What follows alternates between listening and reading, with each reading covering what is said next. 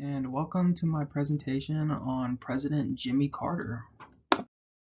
Jimmy Carter was born on October 1st, 1924 in Plains, Georgia, to James Earl Carter Sr., who was a businessman and a farmer, and Lillian Gordy Carter, who was a nurse.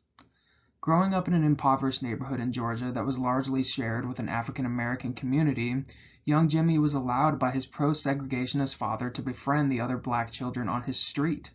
However, Jimmy was not able to go to school with the other children on his street due to the staunch segregationist codes of the time, and he has relented in his later campaigns in his speeches that this point in time influenced his presidency and his subsequent governor campaigns towards his policies on racial tensions. On July 7, 1946, Jimmy married Rosalind Smith, who was also of Plains. They grew up together and went to the same high school. And starting in 1953, they owned and operated a farm supply store and a peanut farm. Jimmy began practicing civil service after being inspired by his father's election to the Georgia House amid the racial tensions of the time as well. Carter's education after high school started at the Georgia Southwestern College and the Georgia Institute of Technology. Before graduating from the U.S. Naval Academy in 1947 as an ensign, he was the only U.S. president to ever graduate from the Naval Academy. After completing graduate studies in nuclear physics at Union College, Carter was selected by Admiral Hyman Rickover to serve as the engineering officer to a nuclear submarine.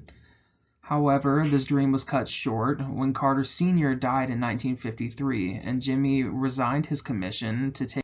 Jimmy Carter actually ran for governor twice. The first time he lost to Lester Maddox, who was a known segregationist, and after this experience, it really affected Carter in a way that it produced a religious awakening that he hadn't experienced before. He previously described himself as a superficial Christian.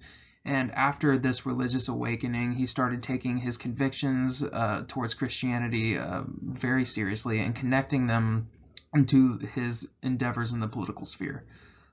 During his governorship, he also promoted criminal justice reform and the eradication of racism within Georgia, which of course was a huge problem, and investment into Georgia's agriculture sector, which obviously he had a lot of experience in and which he had grown up in and seen his neighbors work in. After his first term as governor, he decided that he would be better off serving the nation as president of the United States. So coming into the election, he was known as a Washington outsider by the time that he gained traction within the Democratic Party because of his compulsion to preach against corruption and the practices of backroom deals and self-interests. He really hated that, and he really wanted to get across that he wanted to basically drain the swamp in 1976. Democratic primary contenders that he competed against were big contenders such as Mo Udall and Jerry Brown. Both were incumbents who had years of experience and a huge voter base. He was 12th in initial polling behind even Hubert Humphrey and segregationist George Wallace until his vigorous campaigning paid off surprisingly early primary victories. Americans, you have to remember, were still fresh from the wounds of the Watergate scandal at this time, and they desired an outsider to shake up Washington in a way that it hadn't been before and improve the image of the world that the world had of the United States at the same time due to the increasing anti-American sentiment that was going on the international level.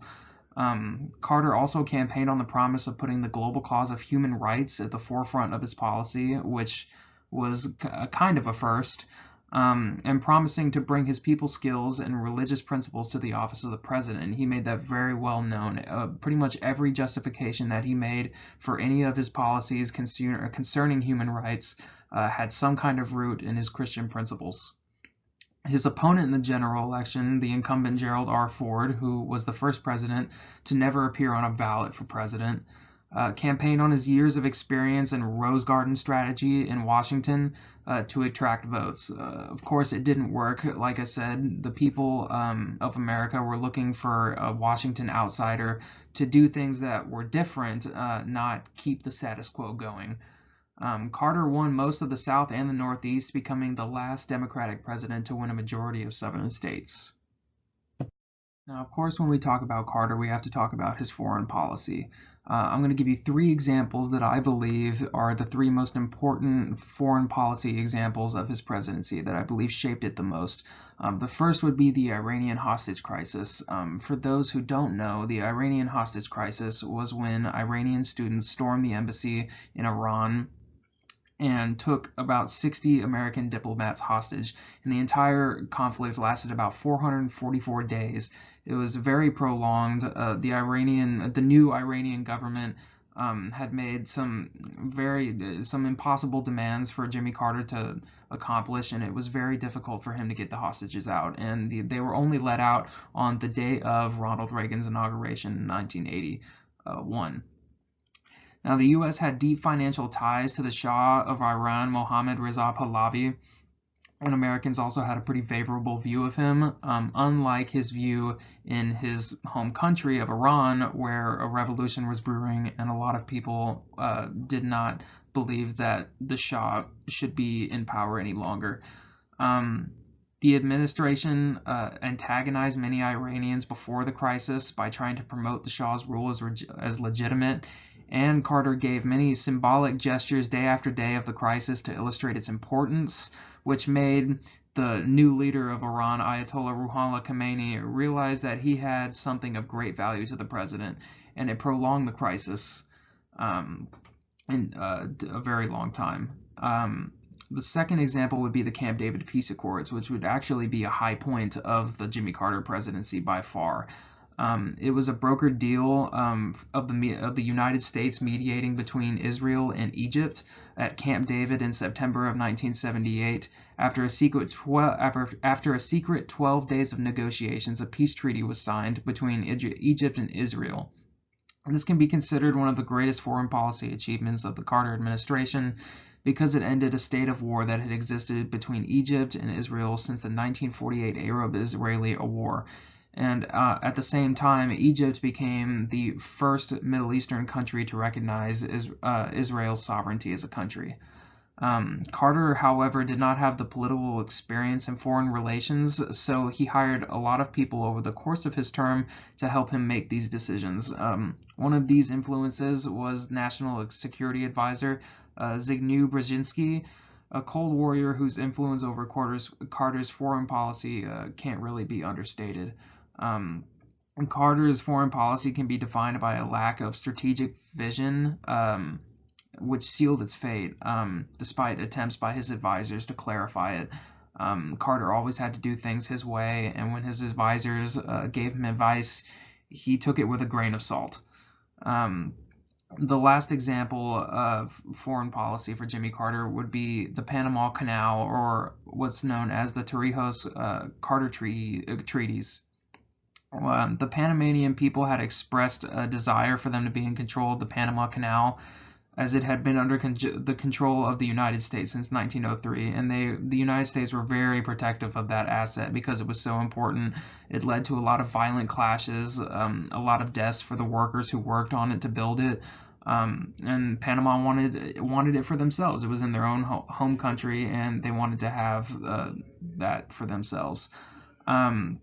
Carter, in an attempt to ease these relations with the Panamanian government because of mass protests and anti-American sentiment, again increasing, only this time in Latin America, he relinquished control of the canal back to Panama in the Torrijos-Carter treaties, which received criticism from many American politicians.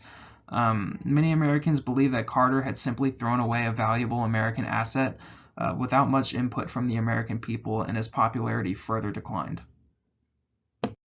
Now, Carter's domestic policy could be defined by both houses of Congress being controlled by Democrats. However, Carter's unpopularity really put a rift between him and Democratic congressmen. They weren't able to work with him on a lot of measures that he wanted to push because they wanted to distance themselves from a politician that they believed was gaining increasing unpopularity and wouldn't have a chance to get reelected again. So they wouldn't touch him with a 10-foot pole. Carter pushed anti-corruption measures, of course, consumer protection bills, and labor bills. However, a lot of these measures remained unpassed by Congress, again, due to Carter's difficulty in working with members of Congress to effectively pass these laws. A lot of the times, Carter was the kind of guy that if he didn't get the result that he desired, he would write off whoever stood in his way as being corrupt or a slave to special interests. A successful example of his domestic policy would be the Emergency Natural Gas Act of 1978, which regulated the natural gas industry to avoid the shortage problems experienced in the recent years prior to the act, which had severe effect on the economy. Okay, and then came the election of 1980. Unfortunately, Carter lost. Republican Ronald Reagan had only narrowly lost the Republican primary against Gerald R. Ford in 1976 and was politically starving to run for president again. And the American people were a lot more ready for him this time.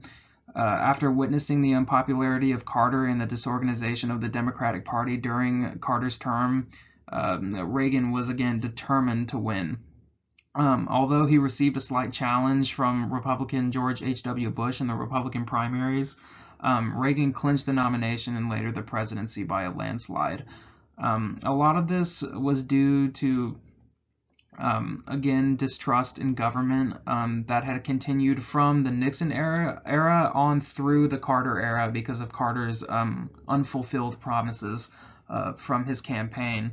Americans had witnessed Carter's moderate human rights agenda fail almost spectacularly in nearly every way, and were ready for a new kind of politician once again, just as before Carter. On top of that, the American economy was further declining due to high levels of unemployment and inflation, also known as stagflation, which were confusing a lot of economists at the time and changing the way that people think about the process of economics. They were ready for a new, more conservative ideology to govern the White House. A lot of American people were ready to try and test these kinds of ideologies to see if they would work or not. And that's my presentation on Jimmy Carter. Thank you so much for watching, and I hope that this video was informative. Have a good one, guys.